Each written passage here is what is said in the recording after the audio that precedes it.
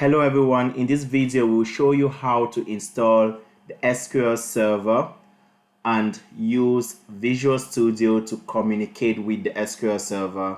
When I mean communicate, I mean like build databases, build tables, retrieve data from the SQL Server. So these are the steps at which to create the SQL Server and install the extension on Visual Studio. So first we will download MySQL community server, download and install. Later we will install the MySQL extension on Visual Studio Code. Then we will connect our MySQL extension on Visual Studio Code with the server so that we can be able to write SQL queries. And we will test if everything is working by writing maybe a test SQL script. So let's move on. So first we will search MySQL community server and we'll go to download MySQL community server. And you can select your operating system. If you have Mac, if you have Linux, if you have Windows.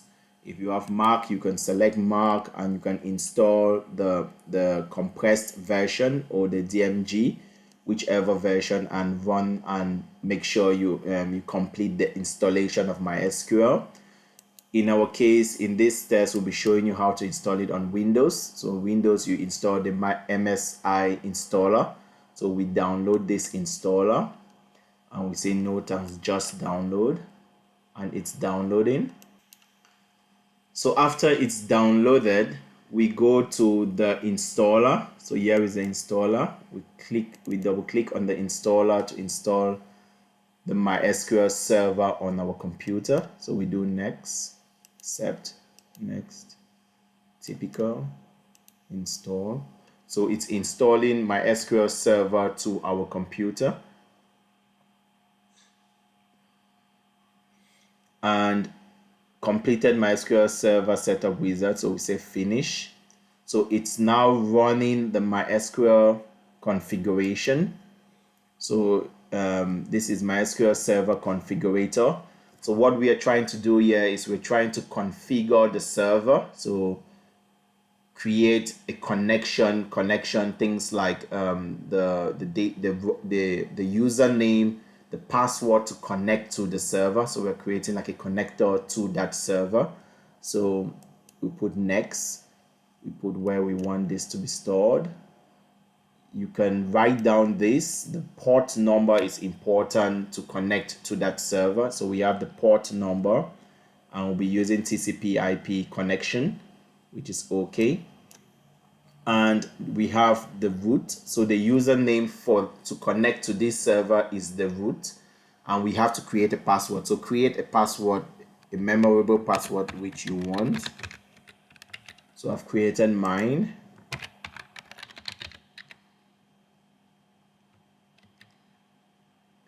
And the medium strength, but that's fine. So you can add more users. So users to the account, you can add a user and give the user a role. In our case, we just stick to the root user, which is good. The service name, which is not very important for us, and we want to grant full access to this. And we want to create these two databases because we'll be using these databases in our exercises, in our SQL exercises, to query the database and to write complex queries. So we'll add the circular database and the wall database. So make sure you select these databases. This will be created automatically in the server. So when we connect to the server, we will automatically see these databases. So that's okay. And we execute. So it's creating the server. So you see it's written the configuration file, it's initializing the database in the server, it's updating permissions if you created multiple users, it's starting the server. So the server has been started automatically, which is good. It's updating the example tables, which is the Sakila and the Word database databases which we created, and that's fine. So our server has been successfully configured. So we put next and we put finish. So now we have our server, our SQL server with some sample databases in the server.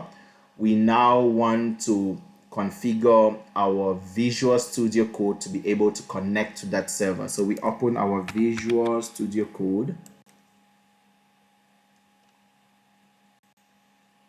So this is our Visual Studio Code. First we go to extensions. We want to install MySQL. So there are several extensions. We want the Wijan Chen extension, the Wijan Chen extension. I'll click on that. So we want the Wijan Chen extension. We do install. It's installing that extension. And if you have noticed, we have additional icons in our Visual Studio. So we have a NoSQL icon. We have a database icon, which were not there before, which is good.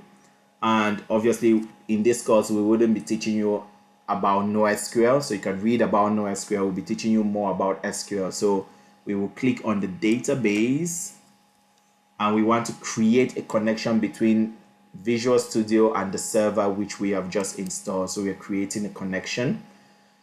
So to create a connection, what you are interested is the host. This was automatically inputted. In case it's empty, remember you want the host to be 127.0.0.1, which means it's your local host, which means it's your machine. Imagine the server was in a different host, maybe a different IP address. You may want to put in where the server is located. In a company, the server wouldn't be on your local machine. The server may be on a server in your company, and so the IT people will provide you the host IP address for that server. In our case, it's the local host, which is our IP address, which is 127. So sometimes some people can even put local host here, but I wouldn't encourage that because sometimes the name localhost may be a little bit confusing. So always just maintain 127.0.0.1, which means it's your local host, your machine, your personal machine. The port, you remember this is the port which we created when we were configuring the server. So 3306. In my case, it was captured automatically. In your case, make sure it's the same port number. Remember the username is root. You remember we didn't create any other users, we just have the root, which is the username. And now I need to enter the password which I created. So you need to remember the password you created while configuring the server. And this is all. These are just the 4 things you need to put. Most of these first 3 will come in automatically and you just need to put in the password. If they don't come in automatically, you need to put these numbers. And you can put connect. So it has connected successfully. So how do I know it has connected? You see now the connection. So you look at this database, you see the connection. It has connected to the local host at this port. And if you click on this, you see those databases which are found in the server. So you have the Sakila database, which is it's a database about films, which is good. And it has a lot of tables in the database. So it's very important. It's a very good database for learning purposes. So we can do a lot of joins. We can do a lot of queries to know how to retrieve complex data, retrieve different information of interest. So we'll be using the Sakila database a lot during my course. And we have the Word database, which is a little bit smaller and it just has 3 tables. It's just telling you it captures data about the world, so countries, the cities, and the language of different countries. We're going to use this a little bit as well, but we will focus more on the Sakila database, which is quite broader and more complex, and that's how real world data is for many companies. So many companies have multiple tables. As I said in my course, if you can look at the university, you can imagine how many tables we can have. You can have tables for the teachers, tables for the lecturers, tables for the teachers, tables for the students, tables for fees, tables for registrations, table for courses, and tables for the library in the university, and so on and so forth. So we were going to use this. It's a very good example to use as well. So our database is, our server is installed. MySQL on Visual Studio is installed. We have connected MySQL Visual Studio to the server, to the Visual Studios, to the server on our computer, and we see that it works. So that's fine. So what we can close this connect because the database is still open. So let's create a file to test if our database works. So we can create a new file. We can call that a text file, and we can save it. So if I do Control S to save the file, I can save the file under documents. I can just put test.sql because it's an SQL file. So the file extension for SQL file is SQL. So test.sql, and I save the file. You see that it has now created a file with a database icon similar to our database here. So our file is actually an SQL file which can connect to the database, and we see that we haven't written anything here. So we can write. So let's try to create a dummy database, for example. So if we want to create a dummy database, let's put if we put, let's say, create database. So database, let's create a test database. So this is the command to create a database. So you just put create database. This is a keyword, and you put the name of the database you want to create. So we want to create a test database. This, obviously, this database will be empty. So you have the run icon here to run this script. So if I just highlight this and I put run, you see it, there is a tick here. It means it has executed the create database command successfully. So if we go here and we refresh, let's refresh the database, the server. So if we refresh the server, we see that there is a new database called test. Therefore, our Visual Studio now can connect to our server, and we can write SQL queries, retrieve data. We can create a database, populate the database, that's add data into the database, retrieve data from database, and write more complex queries. Thank you so much, and I think we are good to go for the SQL, for our for the lectures or the lessons on SQL. Bye.